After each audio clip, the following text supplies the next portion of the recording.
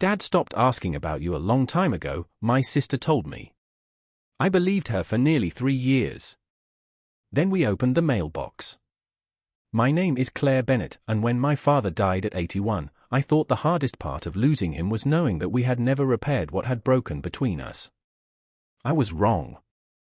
The hardest part came almost 3 years later, when I learned that the distance between us had not happened the way I had been told.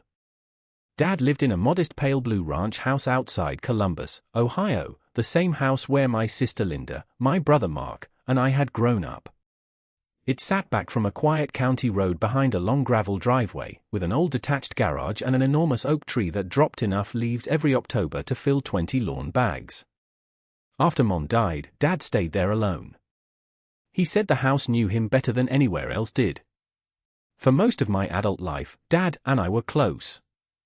We talked every Sunday morning, usually while I drank coffee and he complained about whatever needed fixing around the house. He was stubborn, private, and terrible at saying anything sentimental directly, but I always knew where I stood with him. Then, during the final 18 months of his life, something changed. His calls became shorter. Sometimes he did not answer at all. Linda lived about 15 minutes away and had taken over most of his appointments, grocery runs, prescriptions, and errands. Whenever I asked whether I should come by, she usually told me Dad was tired. "He needs some space, Claire," she said once. Another time she told me he was upset that I had not been around enough. That hurt because I lived nearly an hour away and worked full-time, but I had still tried. I called. I left messages. I mailed Christmas and birthday cards. Eventually, after enough silence, I stopped pushing. I told myself that an 80-year-old man was allowed to decide who he wanted around him. When Dad entered the hospital for the final time, Linda called me, and I drove there immediately. He was exhausted and barely able to hold a conversation. I sat beside him for hours, but there were too many things I was afraid to ask and too little time left to ask them. He died 4 days later. At the funeral, Linda said something I carried with me afterward. "Dad stopped asking about you a long time ago." She did not say it cruelly. That almost made it worse. She said it like a fact I simply needed to accept. So I did. Nearly 3 years passed before we finally decided to sell the house. Linda had delayed because she hated making decisions about Dad's belongings. Mark lived almost 2 hours away, and I had avoided the place because every room reminded me of unfinished conversations. But by September, we agreed it was time. On a Saturday morning, I drove out with cardboard boxes, packing tape, work gloves, and enough coffee for everyone. The house looked smaller than I remembered. The pale blue siding had faded. Weeds had grown beside the garage. The porch railing needed paint. Inside, Dad's old recliner still faced the television, and his coffee mug was sitting in a kitchen cabinet exactly where he had always kept it. Linda worked inside while Mark and I started clearing the garage and yard. We found old garden tools, empty paint cans, extension cords, and a wooden toolbox Dad had owned for as long as I could remember. "You should probably take that," Mark said. I looked at the toolbox but shook my head. "We can decide later." Around noon, Mark and I carried several broken lawn chairs toward the rented dumpster near the driveway. That was when I noticed something behind the hedge. A crooked wooden post leaned toward the road, almost hidden beneath vines and tall weeds. On top of it sat a black metal mailbox covered in rust. "I forgot that thing was still here," I said. Mark followed my eyes. The old mailbox. Years earlier, Dad had installed a newer mailbox closer to the main driveway entrance after the original post started leaning. I remember teasing him because he refused to throw the old one away. Dad hated throwing away anything that could theoretically still be useful. "Why did he leave it there?" I asked. Mark shrugged. "Because he was Dad." I laughed for the first time that day. We returned to work, but something about that mailbox kept drawing my attention. Maybe it was because almost everything else on the property had a memory attached to it. I remember Dad teaching me to change a tire in the driveway. I remembered Mom planting flowers beneath the kitchen window. I remembered all three of us kids fighting over who had to rake the oak leaves. But I could not remember the last time anyone had opened that old mailbox. Late in the afternoon, Linda left to pick up more packing supplies. Mark was loading scrap wood into his truck when I walked toward the hedge. Up close, the mailbox looked worse than I expected. Rust covered the hinges, vines wrapped around the post, and the metal door was jammed tightly shut. I pulled once. Nothing happened. Mark came over carrying his work gloves. "You planning to save that too?" he asked. "I just want to see if anything is inside. That mailbox has not been used in years." "Then this should take 30 seconds. It did not. Mark tried the door, then went to the garage for penetrating oil and a screwdriver. While he worked around the rusted edge, I stood beside him watching dried leaves move across the gravel in the September breeze. Neither of us knew why opening an abandoned mailbox suddenly seemed important. Finally, the hinge gave a small metallic creak. Mark stopped and looked at me. "Well," he said, wrapping his fingers around the door, "apparently Dad left us one more thing to clean out." Mark pulled the mailbox door open slowly, and a clump of dry leaves fell onto the grass between his boots. "Looks like Dad was storing half of October in here," he said. I smiled, but I was already leaning closer. The inside was dark and surprisingly deep. Mark reached in and removed a faded grocery circular, a piece of advertising mail so weathered that the ink had nearly disappeared, and a small bundle of leaves that had somehow worked their way through a gap near the back. "Nothing worth saving," he said. Then he stopped. "Wait." His hand disappeared inside again. When he pulled it out, he was holding a cream-colored envelope. It was stained slightly along one corner, but otherwise it had been protected by the metal box. There was no stamp. No postal cancellation. No full mailing address. There was only a name written across the front in blue ink. Claire Bennett. I forgot about the wind, the yard, and the boxes waiting inside the house. I knew that handwriting. Dad wrote capital letters with a slight backward slant, and his B always looked almost too large for the rest of a word. I had seen that handwriting on birthday cards, grocery lists, repair instructions, and little notes he used to leave on my windshield when I was in college. "That is Dad's," I said. Mark looked at the envelope again. "You are sure?" "Absolutely." He handed it to me carefully. The paper felt cold. For several seconds, I just stared at my name. "Why would something addressed to you be in here?" Mark asked. "I do not know." I turned the envelope over. The flap was sealed. "Maybe it is old." "How old?" "I have no idea." Mark looked toward the house.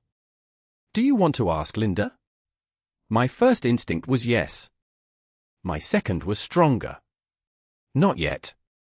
Mark raised an eyebrow. "Why?" "Because I want to know what this is before somebody tells me what they think it is." He nodded. That was enough. We carried the envelope inside and sat at Dad's kitchen table. The room felt different now. Linda was still gone, and the house was unusually quiet except for the refrigerator humming near the wall. I placed the envelope beneath the hanging light and examined it again.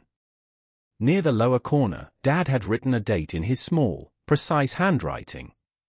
I recognized the month first. Then the year. My stomach tightened. "Mark." "What?" I pointed. This was written 5 weeks before Dad died.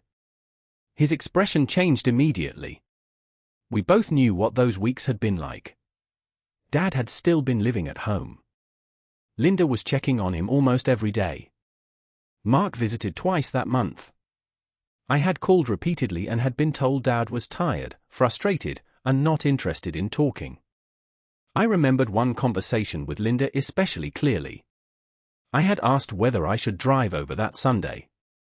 She had sighed and said, "Claire, pushing him right now is only going to make things worse." So I stayed home. For years afterward, I hated myself for that decision. Now I was holding an envelope Dad had apparently prepared for me during the same period. Open it, Mark said quietly. I slid my finger beneath the flap as carefully as I could. Inside were 3 folded sheets of ordinary yellow legal pad paper. Dad never owned fancy stationery. I unfolded the first page and saw his handwriting covering almost every line. My eyes immediately blurred, and I had to look away. Do you want me to read it? Mark asked. No. I took a breath. I need to. The first few lines were exactly like Dad. He complained that writing by hand took longer than it used to. He mentioned that the furnace had started making a strange noise and that Linda thought he should replace it before winter. Then the tone changed. He wrote that he had been thinking about me. He said he did not understand how 2 people who once spoke every Sunday had somehow become strangers. I stopped reading. What does it say? Mark asked. He thought I stopped calling.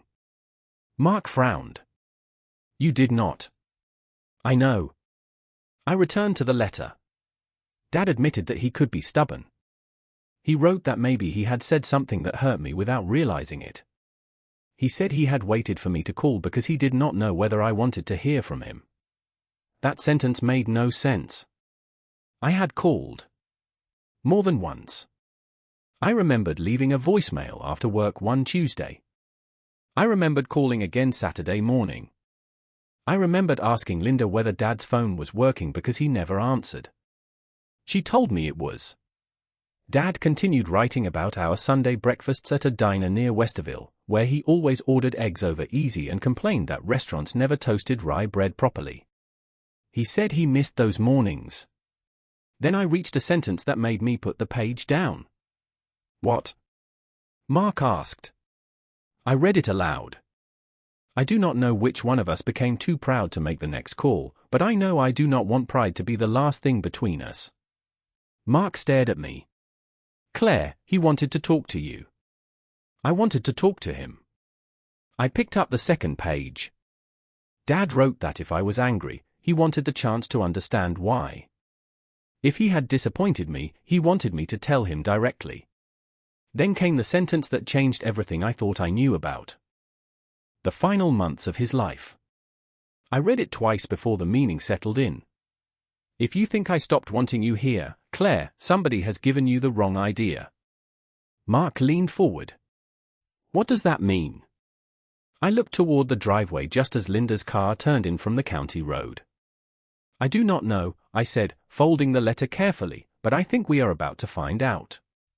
Linda came through the back door carrying 2 rolls of packing tape and a stack of flattened boxes. I had already slipped Dad's letter back into its envelope and placed it beneath a folder on the kitchen table. I was not trying to hide it from her.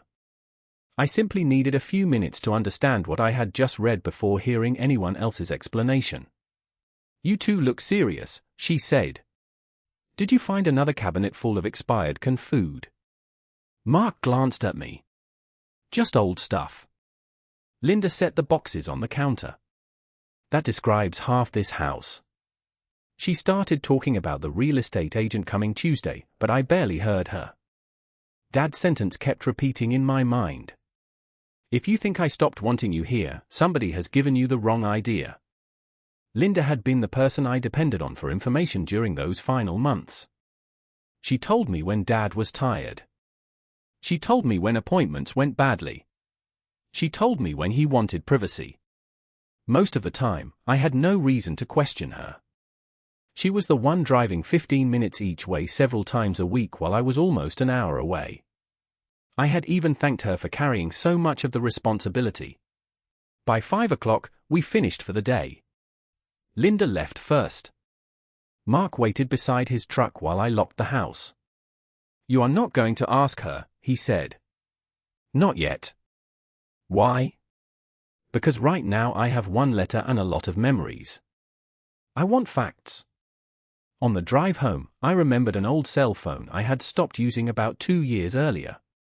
I kept it in a desk drawer because it contained photographs I never transferred. When I got home, I found the phone, charged it, and spent almost an hour scrolling through old call history and messages. The records were incomplete, but enough remained. 6 weeks before Dad died, I called him on a Tuesday evening. No answer. 2 days later, another call. Then Sunday morning. Then the following Wednesday. I had also sent a message asking whether he wanted me to bring lunch that weekend. There was no response. I found a text exchange with Linda from the same period. I had asked, "Is Dad's phone working? I cannot get him." Linda replied that it was working and that Dad had been sleeping more. A week later, I asked whether I should visit Saturday. Linda told me he was having a difficult week and did not want company. I sat alone at my desk staring at those messages. Dad's letter said he believed I had stopped calling. My phone said I had not. The next morning, I called my wireless provider. The representative explained that detailed records from nearly 3 years earlier were no longer available through my online account, but she told me how to request archived billing statements. I submitted the request. Then I searched through a storage box in my closet and found several old monthly statements I had never thrown away. Dad always teased me about keeping paperwork too long. For once, it helped.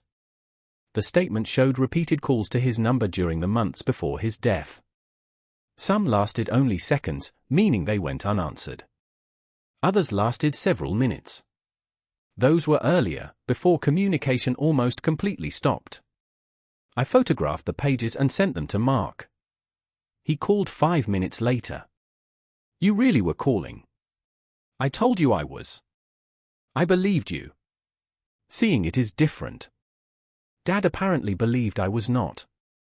Mark went quiet. "There is something bothering me." "What?" "I remember him asking about you." I sat straighter. "When?" "More than once. I cannot give you exact dates. Maybe a month or 2 before the hospital." "What did he say?" "Nothing dramatic. He asked if I had talked to you. Another time he asked whether you were still working those long hours." "Did he say I stopped calling?" "I think so." My hand tightened around the phone. "Think carefully, Mark." "I am trying." He paused. There was one afternoon in the garage. Dad was sitting in that old folding chair while I changed a light fixture. He asked if you were angry with him. "What did you say?" I said I did not know. "Was Linda there?" Another pause. "She came in later." "And?" Dad asked her if you had called. I could hear Mark breathing on the other end. "What did Linda say?" "She said not that she knew of." I closed my eyes. I had called that week. Maybe she did not know. Maybe. I wanted that explanation to be true. Linda had been overwhelmed. She had her own job, her own home, and Dad's appointments to manage. Missing a call was possible. Misunderstanding something was possible. But then another memory surfaced. About 2 months before Dad died, I had driven halfway to his house before Linda called and told me to turn around because Dad did not want visitors. I remembered pulling into a gas station and sitting there for 10 minutes, embarrassed that my own father did not want to see me. "Mark, did Dad ever actually tell you he did not want me visiting?" "No." "Did he ever say he wanted me out of his life?" "No." "Then why did we all act like that was true?" Mark did not answer. That evening, I removed Dad's letter from the envelope and read it again from the beginning. This time I noticed something I had overlooked because the first reading had been too emotional. Near the end of the second page, Dad wrote that he was tired of sending messages through other people. Then he wrote a sentence that made the room feel suddenly smaller. He said he had asked Linda to make sure I received the letter personally. I called Mark immediately. He answered on the second ring. "Claire?" Dad did not put this letter in that mailbox. "How do you know?" I looked at his handwriting again. "Because he gave it to Linda." I read that sentence until I could hear Dad saying it in his own voice. He had asked Linda to make sure I received the letter personally. There was no ambiguity in the words, no room for me to convince myself I had misunderstood. The next morning, Mark met me at a diner near Westerville, the same place Dad and I used to visit on Sundays. I brought the letter in a plain folder and placed my old phone statements beside it. Mark ordered coffee but barely touched it. There could still be an explanation, he said. I know. Maybe Dad gave it to her and she forgot. Then how did it get into a mailbox nobody had used for years? Mark looked down at the table. That was the question neither of us could answer. I did not want to accuse Linda based on suspicion. She had spent years helping Dad, especially after Mom died. She drove him to doctor's appointments, picked up prescriptions, brought groceries, and handled repairs when he refused to call anyone himself. I knew that responsibility had exhausted her. More than once, she reminded me that she was the one who lived nearby. Sometimes there had been resentment in her voice, and I understood why. What I could not understand was how Dad's letter had ended up hidden at the edge of his property. Mark rubbed his thumb along the handle of his coffee mug. There is something else I remember. I waited. It was maybe 6 weeks before Dad went into the hospital. I stopped by after work. Linda was there making dinner. What happened? Dad asked if you were coming that weekend. My chest tightened. He asked that? Yes. I remember because Linda answered before I could say anything. She told him you were busy. I was not busy. I did not know that. Did Dad say anything? Mark stared through the window for a moment. He looked disappointed. Then he said something like, "She always has time when it matters." That sentence hurt because it sounded exactly like Dad. Proud enough to hide disappointment behind criticism. That weekend, I said slowly, Linda told me Dad did not want visitors. Mark looked back at me. Neither of us spoke for several seconds. Maybe she misunderstood him, he finally said. Once, maybe. But how many misunderstandings does it take before they become a pattern? After breakfast, we drove separately to Dad's house. Linda was already there sorting dishes into boxes. I decided not to confront her immediately. Instead, I asked questions that sounded ordinary. Do you remember Dad having trouble with his phone near the end? She kept wrapping a dinner plate in newspaper. Sometimes. Why? I called him a lot and could not reach him. He slept constantly, Claire. You know that. Did he ever ask about me? Her hands paused for barely a second. Probably. I do not remember every conversation from 3 years ago. Mark remembers. Linda looked toward him. Remembers what? Mark answered carefully. Dad asking whether Claire had called. Linda resumed wrapping the plate. He asked about everyone. What did you tell him? I asked. Whatever was true at the time. Her answer came too quickly. I opened my folder and removed the phone statements. I called 4 times during one 10-day period. Dad apparently believed I had stopped calling. Linda glanced at the papers but did not pick them up. What exactly are you trying to prove? I am trying to understand what happened. Her expression hardened slightly. Dad was sick. Things were complicated. I know. You were not here every day. I know that too. Then you cannot reconstruct every conversation from phone records. I felt the old instinct to defend myself, but I resisted it. This was not about proving who had done more for Dad. Did Dad ever tell you he did not want me visiting? I asked. Linda folded her arms. There were days when he did not want anybody visiting. That is not what I asked. She looked away. I do not remember. I reached into the folder and placed the cream-colored envelope on the kitchen table. Linda's face changed. It was subtle, but unmistakable. Her eyes went directly to Dad's handwriting, then to the stained corner of the envelope. She did not ask what it was. She did not ask where we found it. She simply stared. Do you recognize this? I asked. No. You did not even look closely. It is an envelope, Claire. With my name in Dad's handwriting. Linda picked up a roll of tape and moved toward another box. Dad wrote plenty of things. This was written 5 weeks before he died. She stopped again. Mark remained silent near the counter. I removed the letter but did not hand it to her. Dad wrote that he gave this to you.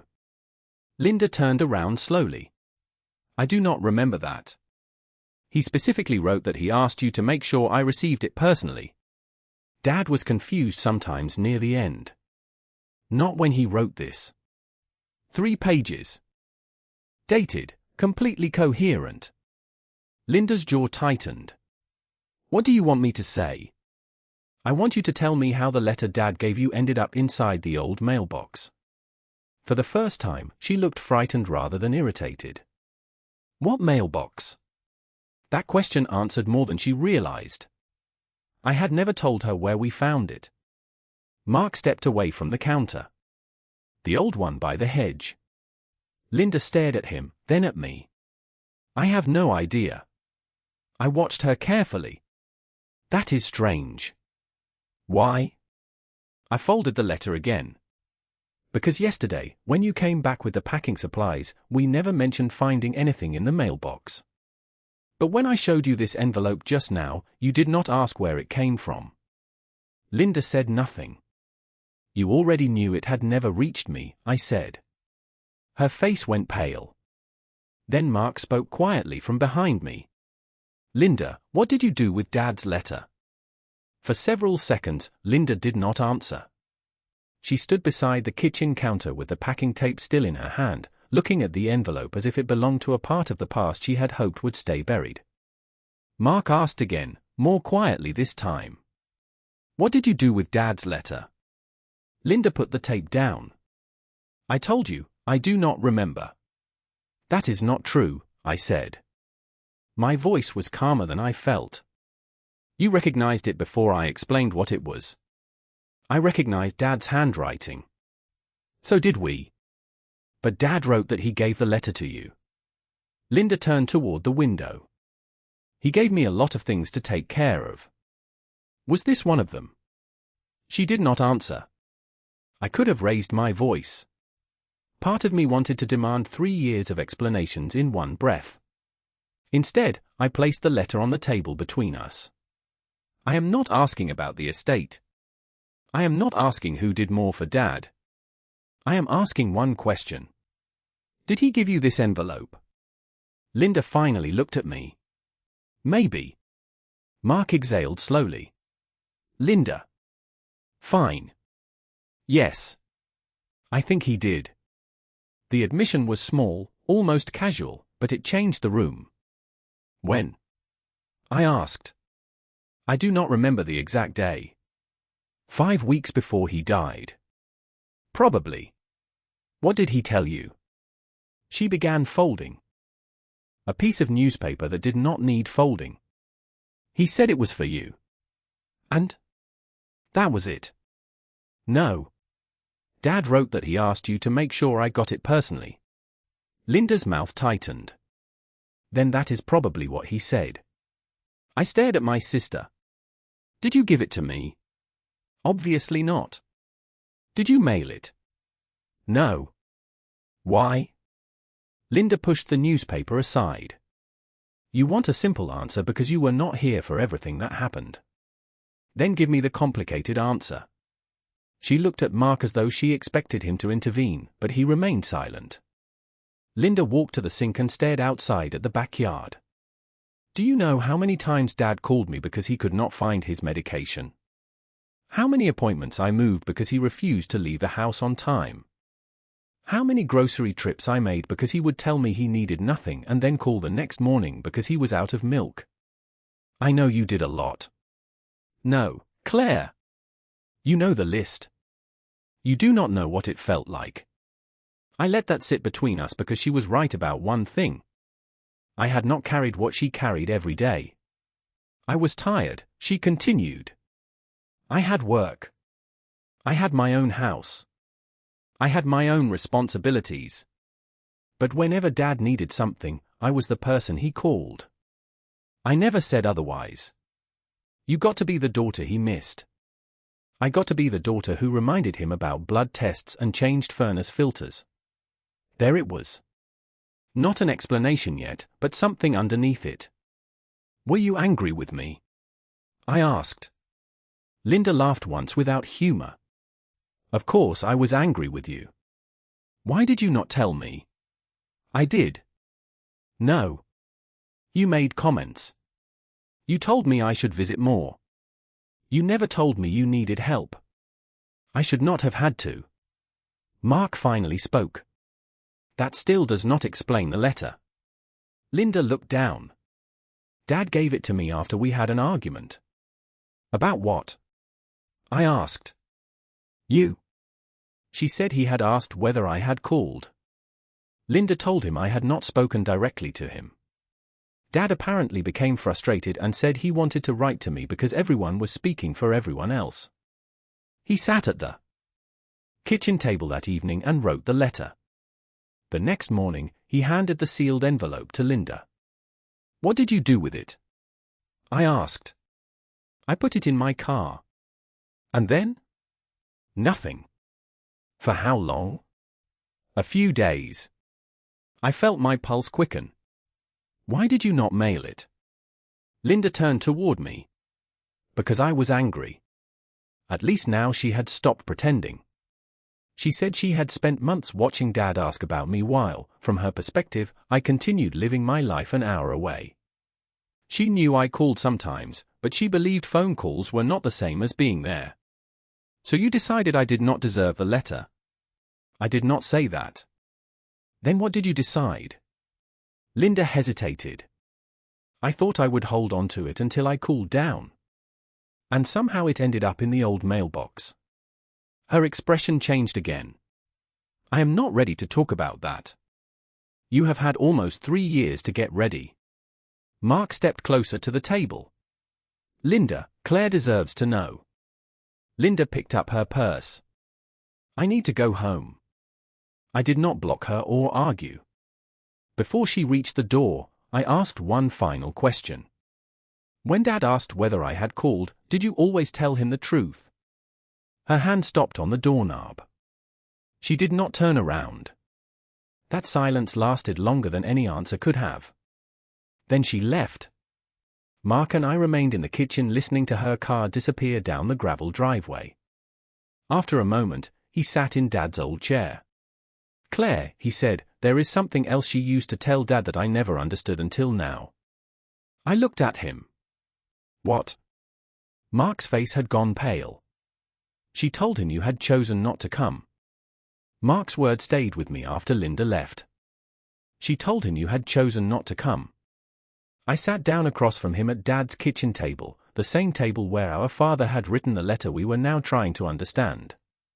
Tell me exactly what you remember, I said. Mark rubbed both hands over his face. It was not one conversation. That is the problem. At the time, none of it seemed important enough to remember. He explained that during his visits, Dad sometimes asked whether I was coming by. Linda would answer that I was busy, working, or had other plans. Once, when Dad suggested calling me himself, Linda told him I had already said I could not make it that weekend. Did you hear me say that? I asked. No. Did Dad? Not directly. Mark looked ashamed. I should have questioned it. You had no reason to. Maybe I did. I understood why he felt guilty, but I was beginning to see how easily the situation had developed. There had been no single dramatic lie that anyone would immediately challenge. There were small statements delivered with confidence. Dad is resting. Claire is busy. Dad does not want company. Claire cannot come this weekend. Each one sounded reasonable. Together, they had built a wall. That evening Linda called me. Her voice was quieter than it had been at the house. Can we talk tomorrow? She asked. Yes. Just you and me. Mark should be there. She hesitated. Fine. We met the next afternoon at Dad's house. Linda did not bring packing supplies this time. She sat at the kitchen table and placed her car keys in front of her. Mark stood near the counter while I sat opposite her with Dad's envelope beside me. Linda stared at it for a long moment. I put the letter in my glove compartment, she said. There was no introduction. No excuse. Dad gave it to me on a Thursday morning. I was supposed to bring it to you or mail it. Why did you not? Because the night before, Dad and I had argued about you. She explained that Dad had accused her of making it difficult for me to visit. Linda was exhausted and offended. She reminded him that she was the one doing nearly everything for him. Dad responded that helping him did not give her the right to decide who he could see. He actually said that. I asked. Linda nodded. I was furious. She took the envelope, drove home, and put it in her glove compartment instead of mailing it. I told myself I would send it after a day or two. But you did not. No. Several days later, she found it while looking for insurance paperwork in the car. By then, she said, her anger had turned into something harder to admit. I thought you had gotten the easy version of Dad your whole life, she said. You were the one he took to breakfast. You were the one he called when he wanted to talk about old movies or baseball. I was the one he called when the sink leaked. So you punished me for being close to him. That is not what I thought I was doing. What did you think you were doing? Linda looked down. I thought you should understand what it felt like when someone was not available. The words were so quiet that I almost missed them. You wanted me to feel abandoned. I was angry. That is not an answer. She closed her eyes briefly. Yes. Maybe I did. Mark pulled out a chair and sat down. How did the letter get into the mailbox? Linda said that about a week later, guilt began bothering her. She drove to Dad's house intending to retrieve the envelope from her car and finally send it. Dad was asleep. She walked toward the road with the letter in her hand, but she still could not make herself mail it. Then she noticed the old mailbox behind the hedge. I put it inside, she said. Why? I told myself I would come back the next day, take it out, and decide what to do. You hid it? Yes. That single word landed harder than every explanation before it. Linda said Dad's health declined suddenly a few days later. Appointments became urgent. Then came the hospital. The envelope disappeared from her thoughts until after the funeral, when remembering it felt unbearable. You remembered after he died? I asked. She nodded.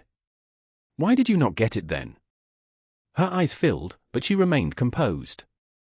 Because by then the letter proved what I had done. I was ashamed. I looked at the woman who had spent 3 years carrying a secret while I carried a completely different burden. Did you tell Dad I was not calling? Linda swallowed. Sometimes. Even when I had. Sometimes I did not tell him. And when I wanted to visit. There were times I told you he wanted space when he had not actually said that. Mark looked away.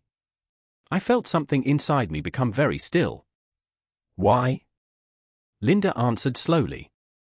Because I was exhausted, resentful, and convinced that I had earned the right to decide what was best for him. I picked up Dad's letter. You did not decide what was best for him.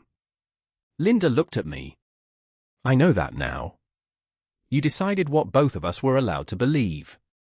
She had no defense left. Then she said the one thing I was not prepared to hear. There is something else, Claire. The week before Dad went to the hospital, he asked me whether you had received the letter. I stared at her. What did you tell him? Linda's voice nearly disappeared. I told him yes. For a moment, I could not understand what Linda had said. I heard the words clearly, but my mind resisted putting them together. Dad had asked whether I received his letter, and Linda had told him yes. What did he say after that? I asked. Linda stared at her hands.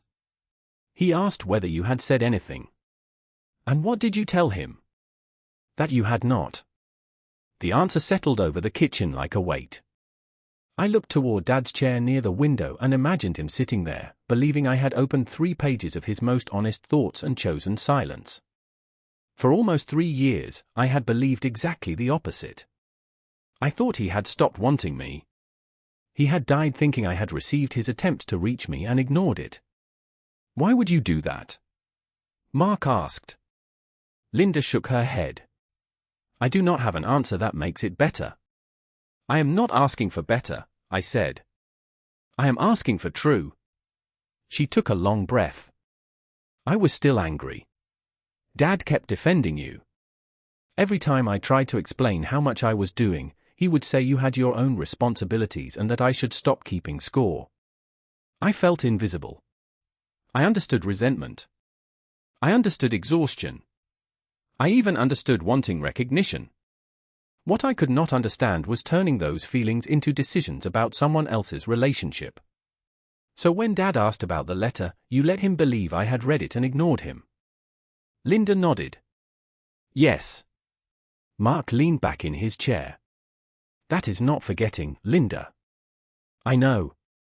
That is not being overwhelmed. I know. Her voice broke slightly, but I did not rush to comfort her. Some truths needed room to remain uncomfortable. Do you know what I believed after he died? I asked. Linda looked at me. I believed he did not want me there. I replayed every unanswered call. Every weekend I stayed home because you said he needed space. I kept thinking maybe I should have ignored what you told me and driven here anyway. Claire, I am sorry. I am sure you are. But being sorry does not change what happened. She nodded slowly. No. I picked up the envelope. You did not take money from me. You did not take anything from the estate. You took a conversation. Linda's eyes lowered. I know. No, I do not think you understood that until now. Dad and I could have argued. We could have apologized. Maybe we would have needed weeks to repair things. Maybe we would have sat at this table and said everything wrong before we said anything right. But that choice belonged to us. Mark looked down at the floor. Linda wiped her eyes with the back of her hand. I thought I was protecting him from disappointment. You were deciding what he was allowed to know. She did not argue. And you were deciding what I was allowed to know. Again, silence. Then Mark spoke. I failed too. I turned toward him. No. I heard things that did not make sense. Dad asked about you. Linda answered for you. I could have called. You did not know what was happening. I knew enough to wonder. I just did not want to get involved between my sisters. He gave a tired smile. Avoiding conflict always feels harmless until you realize silence helped the conflict continue. I reached across the table and touched his hand. This was not your decision. Linda stood and walked to the window. Outside, afternoon light fell across the gravel driveway and the old mailbox near the hedge. I remember the letter after the funeral, she said. I drove here one evening intending to get it. I looked at her.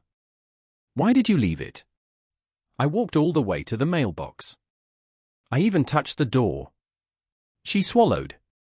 But I was afraid that if I opened it, I would have to admit what I had done.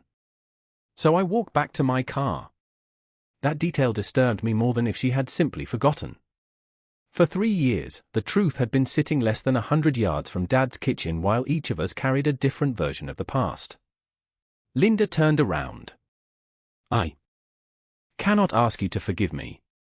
Good, I said quietly. Because I cannot promise that yet. Her face tightened, but she nodded. I understand. I can understand why you were tired.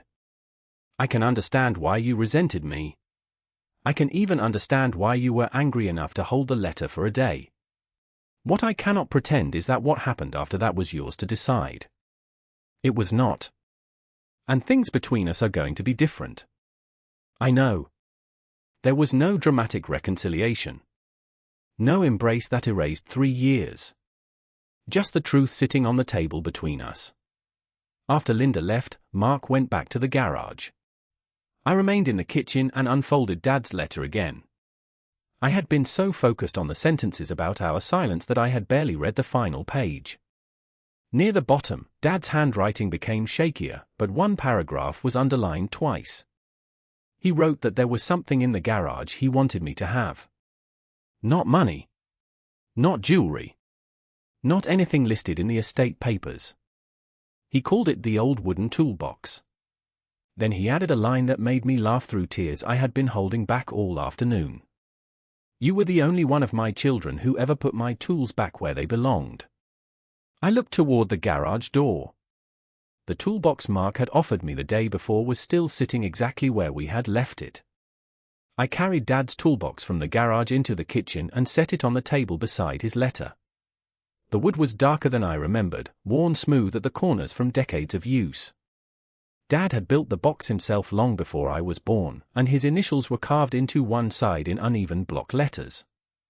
I ran my fingers across them and remembered following him around the garage when I was young enough to think every broken cabinet hinge was an important engineering problem. He would hand me a screwdriver and say, "If you take a tool out, Claire, you put it back where it belongs." Apparently, that lesson had stayed with him too. Mark came inside carrying 2 bottles of water and stopped when he saw the box. "So you found it?" "It was exactly where we left it." I lifted the metal latch. Inside were the ordinary things I remembered from childhood: a worn measuring tape, 2 screwdrivers with faded red handles, a small level, pliers, a carpenter pencil sharpened with a pocket knife years ago, and several neatly wrapped drill bits. Nothing looked valuable. That made me smile. Dad had never confused value with price. I removed the measuring tape and noticed something beneath it. A faded photograph was tucked flat against the bottom of the box. I lifted it carefully. I was probably 19 in the picture, standing beside Dad in this very garage. I wore an oversized Ohio State sweatshirt and had my hair pulled into a ponytail. Dad looked at least 30 years younger, holding a wooden shelf we had built together for my first apartment. On the back, in his handwriting, were 5 words: "Claire never leaves a job unfinished." I sat down. Mark leaned over my shoulder and smiled. "I remember that shelf. It was crooked. Dad said your apartment was crooked." I laughed softly. He blamed the building for everything. Beneath the photograph was a small folded piece of paper. For one terrible second, I thought it might contain another secret, another confession, another piece of the past that would force me to reconsider everything again. Instead, Dad had written only a few sentences. He said the tools were mine if I wanted them. He hoped I would keep fixing things even after he was gone. Then he wrote that families were harder to repair than furniture because nobody could measure exactly where the damage began. I read that sentence twice. Mark sat across from me. Dad always became philosophical when he had a pencil. Usually right after complaining about the price of lumber. I finished reading. Dad said he hoped I would remember the good years before I remembered the difficult final months. He did not ask me to forgive anyone. He did not explain Linda. He simply wrote that he loved all 3 of his children and regretted allowing pride to make conversations harder than they needed to be. That mattered to me because I did not want to turn Dad into a perfect man simply because he was gone. He had contributed to our distance too. He could have called me directly. He could have questioned what he was being told. He could have asked Mark for my number even though he already had it written beside the kitchen phone. But the letter proved something I had needed to know without realizing how desperately I needed it. He had not rejected me. He had been waiting. So had I. The tragedy was not that love disappeared. It was that both of us had mistaken silence for a decision. Later that afternoon, Linda returned. She had texted Mark first to make sure I was still there. When she entered the kitchen, she noticed the toolbox immediately. "He wanted Claire to have it," Mark said. Linda nodded. "I know." I looked at her. "You knew about this too." Dad mentioned it. I never touched it. I believed her. She sat at the far end of the table. The distance between us felt appropriate. I have been thinking about what you said, she told me. About things being different. They will be. I understand. I am not cutting you out of my life, Linda. But I cannot go back to trusting you simply because we are sisters. Her eyes lowered. That is fair. And I do not want you spending the next 10 years apologizing every time we speak. She looked surprised. Then what do you want? I want the truth from now on, even when it makes you look bad. Especially then. Linda nodded. You will have it. I was not ready to call that forgiveness. Maybe forgiveness was not a single moment anyway. Maybe it was a long series of decisions made after the truth was finally known. Mark returned to packing the garage. Linda went upstairs to finish sorting linens. I stayed at the kitchen table with Dad's photograph beside me and read his letter one final time from beginning to end. This time, the words did not feel like evidence. They sounded like my father. Near the final lines, he wrote that if we could not fix everything immediately, he would settle for breakfast and coffee and an honest conversation. I closed my eyes and imagined sitting across from him at our old diner near Westerville, listening to him complain about rye toast. For 3 years, I had remembered our last months as proof that I had lost him before he died. Now I understood something different. Dad had died still believing there was a way back to me. I could never give him that breakfast. I could never answer the letter while he was alive. But I could finally stop believing that his silence meant he had stopped loving me. The house went under contract 11 days later. I expected that news to hurt more than it did. For most of my life, that pale blue ranch had represented family, and for the previous 3 years, it had represented regret. Now it felt like something else. It was simply a house where people had loved each other imperfectly. On the morning before closing, Mark and I returned to remove the last few boxes from the garage. Linda arrived about 20 minutes later. Things between us were polite but careful. She no longer answered questions for anyone else. If Mark asked me something, she let me answer. If I asked Mark something, she did not interrupt. Those were small changes, but after everything I had learned, I noticed them. I had taken Dad's toolbox home several days earlier. It now sat on a shelf in my garage, still filled with his old measuring tape, screwdrivers, carpenter pencil, and the photograph of us standing beside that crooked shelf. The letter was stored inside my desk at home in a protective envelope. I had considered putting it in the toolbox, but somehow that felt wrong. The toolbox represented what Dad and I had actually shared. The letter represented what we almost lost. I wanted to remember both, but not confuse them. By noon, the garage was empty. Mark closed the door and handed me the key. Last time, he said. I looked across the yard toward the oak tree, then down the gravel driveway. That was when I saw the old mailbox. It was still leaning behind the hedge, its black metal surface rusted brown around the edges. I want that, I said. Mark followed my gaze. The mailbox. Yes. Linda stopped beside us. Why would you want that thing? It was the first question she had asked me all morning. I walked toward the road. Because it belongs to the story now.